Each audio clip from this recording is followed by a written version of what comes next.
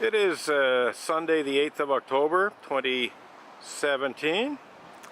I'm in front of the Unitarian Church of Montreal in the middle of my alternative spiritual practice of protesting against Unitarian Universalist injustices, abuses and hypocrisy, which has been going on for quite some time now. And I was discussing Montreal Unitarian Sue Montgomery's involvement in the injustices, abuses and hypocrisy that I am protesting against, because Sue Montgomery is currently running as a candidate to be mayor of the Montreal borough of Notre-Dame-de-Grâce, Côte-de-Neige, or perhaps it's Côte-de-Neige, Notre-Dame-de-Grâce. But in any case, Sue Montgomery has got it into her head that she's a politician. She tried to get a nomination to run as a candidate for the New Democratic Party in the last federal elections, but she was not even selected as the candidate. Another person won that candidacy. So Sue Montgomery, was essentially rejected by the New Democratic Party members in Côte-de-Neige, Notre-Dame. They did not want her representing them, and I think that was a good choice, because Sue Montgomery has some serious moral and ethical failings that she has yet to responsibly address and atone for. I recently learned that Sue Montgomery was trying to become Projet Montreal's candidate, or a candidate for Projet Montreal in Côte-de-Neige, Notre-Dame-de-Grâce. There was one other contender, but he, I think, bowed out. So basically there was nobody running against Sue, so it was a shoo-in, or perhaps I should say a sue-in. So when I became aware that Sue Montgomery wanted to be Projet Montreal's candidate for mayor of Côte-de-Neige, Notre-Dame-de-Grâce, I brought it to the attention of Projet Montreal during a Montreal City Council meeting that Sue Montgomery was complicit in the Unitarian Universalist Association's false blasphemous libel accusation against me. Thus, she was complicit in attempted misuse of the Canadian Criminal Code and Unitarian Universalist legal bullying that was clearly intended to conceal such despicable crimes as pedophilia and rape committed by certain Unitarian Universalist ministers, to say nothing of certain Unitarian Universalist Sunday school teachers, from the public. And that, in addition to being complicit through her passivity to that particular immoral and unethical behavior on the part of the Unitarian Universalist religious community, Sue Montgomery had in the past directly participated in efforts by the Unitarian Church of Montreal to misuse the Canadian Criminal Code to force an end to my protest outside the church. And on top of that, as if those two things weren't bad enough, I made it clear to Projet Montreal, and indeed everyone else who was at that City Council meeting in June, that Sue Montgomery had the unmitigated gall to arrange to have Gowling Henderson Lafleur lawyer Mark Banty draft a cease and desist demand letter, which falsely accused me of making libelous statements about Sue Montgomery, when in fact everything I was saying about her was not only very truthful, but in most cases supported by some hard evidence, such as video evidence or documents and so on.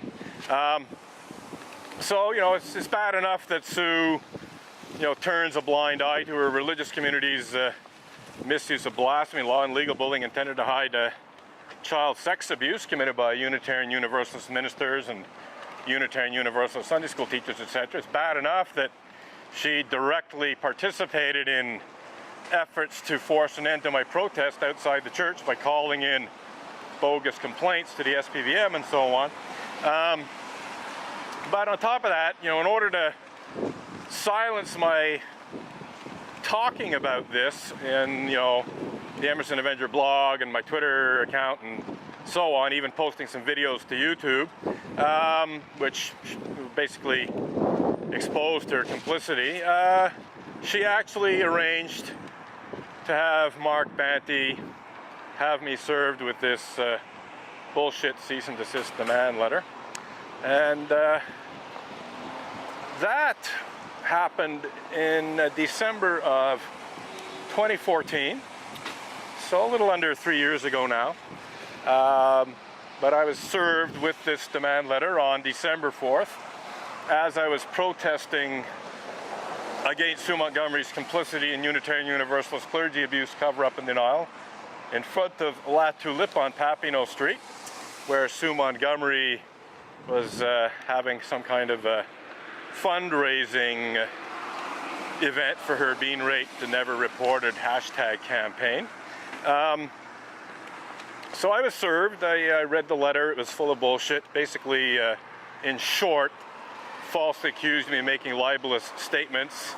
All of the statements which were cited in the cease and desist demand letter as being libelous were very truthful statements, all of which were supported by various kinds of evidence. So just complete bullshit.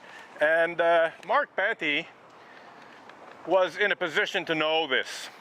Mark Banty, you know, was in a position to know that even if the statements were false, which is not the case, that they would not necessarily constitute libel against Sue Montgomery.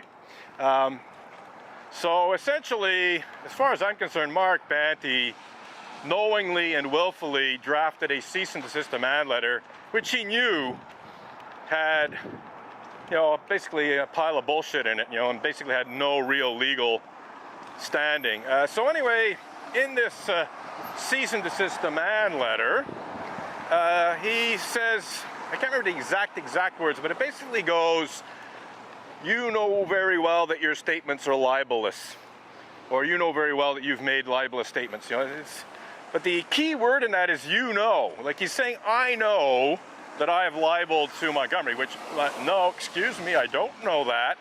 You know, I know that I'm telling the truth about Sue Montgomery. I don't know that I've libeled her. No, sir, Mr. Banty. And that's how I responded to Mr. Banty, amongst other ways. In fact, I mocked and ridiculed that statement. I asked Mr.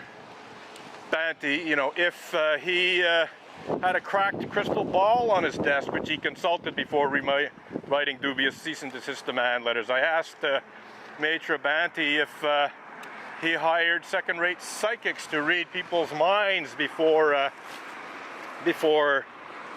you know, drafting demand letters and having them served, because, you know, he's essentially saying that he knows what I'm thinking. You know, like he knows that I know that I'm making libelous statements, which I absolutely do not know. So I, you know, went on like that. You know, do you believe you're in contact with space aliens who have, you know, revealed my thoughts to you? You know, did a angel from God come and give you a golden scroll with all of my thoughts written on it? You know, just rubbing his face in his own bullshit, essentially. And I never heard from Mark Banty again. I wrote him one or two follow-up emails because here's another interesting thing is, you know, one of the final statements that he wrote was essentially like, if you don't comply with my demands to, you know, delete, you know, the videos and the tweets and the blog posts, etc., Sue Montgomery, and this is an exact quote, will not hesitate to take appropriate legal, or to initiate, yeah, I think that's it, will not hesitate to initiate appropriate legal proceedings. That's an exact quote, or very, very close to an exact quote. So one more time, Sue Montgomery's client, here's the exact quote, will not hesitate to initiate appropriate legal proceedings. So he's essentially saying that if I do not, take down the blog posts and the videos and the tweets which tell the readily verifiable truth about Sue Montgomery, which he claims are libelous statements, that Sue Montgomery will very, very quickly sue me for libel. And, just like basically saying, like, do this quickly or else you are going to be sued for libel. And, I basically told him he was full of shit and didn't remove so much as a comma from my tweets or blog posts. I kept them up. Not only did I keep them up, but I wrote additional tweets and blog posts, and I did additional protests, and I filmed my protests, and I put them up on YouTube. So not only did I not in any way comply with Mark Banty's demand that I remove allegedly libelous statements from the internet, but I actually piled them on. Well, I piled on the truth. I didn't pile on libelous statements because they're not libelous statements. They're very truthful statements supported by evidence. But what I'm saying is I basically told them to fuck off and shouted even louder what I was saying about Sue Montgomery. And guess what? It is now more than 1,000 days since Sue Montgomery's lawyer, Mark Banty, said that Sue Montgomery will not hesitate to initiate appropriate legal proceedings. Well, guess who has not yet sued me for libel? Guess who has not yet initiated any legal proceedings against me? Yes, Sue Montgomery. And the reason, of course, is because she knows perfectly well that I'm telling the truth about her, and that this will all come out in court if she initiates legal proceedings against me. So, basically, Sue Montgomery is guilty of some pretty, Thank you, Unitarians, for accusing me of blasphemy in the 21st century. It's a unique honor and privilege. I can't imagine a greater privilege than to be accused of blasphemy in the 21st century by atheist Unitarians. It doesn't get better than that. So this woman's like waving at my picket signs, obviously expressing disapproval at my picket signs. Well, it's Thanksgiving weekend, Thanksgiving holidays tomorrow, so obviously the service will be about giving thanks and so on. So yeah, I'm giving thanks today for the Unitarian Universalist Association and its less than competent Stikeman Elliott barristers and solicitors litigation lawyer being so immoral and so unethical and so batshit crazy as to falsely accuse me of the criminal act of blasphemous libel, that is, accusing me of blaspheming against Unitarian Universalism in June of 2012. It is truly a unique honor and privilege to be accused of blasphemy in the 21st century by anyone, any religious community, but it's especially, a wonderful thing that I am being accused of blasphemy by Unitarians, because Unitarians, up until Friday, June 1st of 2012, had a centuries-old tradition of opposing blasphemy laws.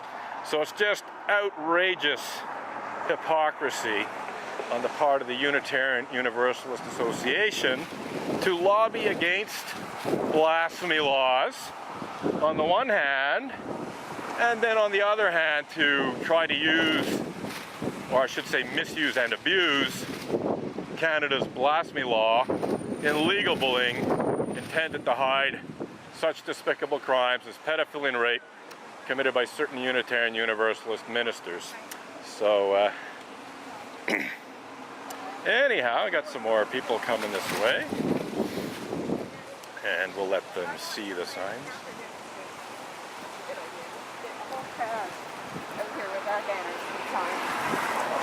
So here we have Carol Green, if I'm not mistaken.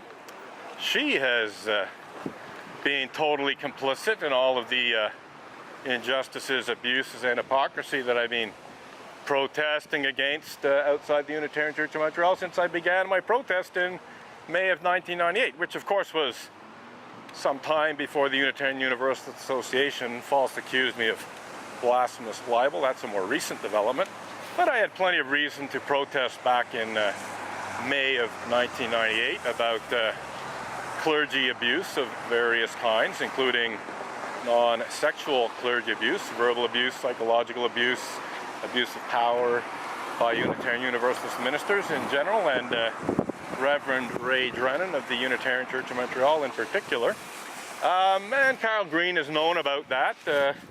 In fact, her husband, Frank Green, was one of the people who was quite a participant in the injustices and abuses that I was protesting against. It wasn't just Reverend Ray Drennan's behavior that I was protesting against. It was also the behavior of Frank Green and Val Bourdon and other intolerant and bigoted atheist Unitarians. But anyhow, Carol Green has, just buried her head in the sand like pretty much everyone else does at the Unitarian Church of Montreal for the better part of, well, actually, if we take it back before my protest, if we take it back to, writing letters for a couple of years, well, she's buried her head in the sand for over 20 years. Anyhow, we're just going to have a quick look at the time here. Oh yeah, it's still running. I just wanted to make sure the camera was still recording, because it's had a bit of a bad habit of shutting off automatically every now and then. So just want to make sure that everything's recorded as much as possible. So again, it is Sunday the 8th of October, the Sunday before the Thanksgiving weekend. Oh. Speaking of Thanksgiving weekend, and speaking particularly of October 9th, here's an interesting injustice and abuse and hypocrisy that I can talk about.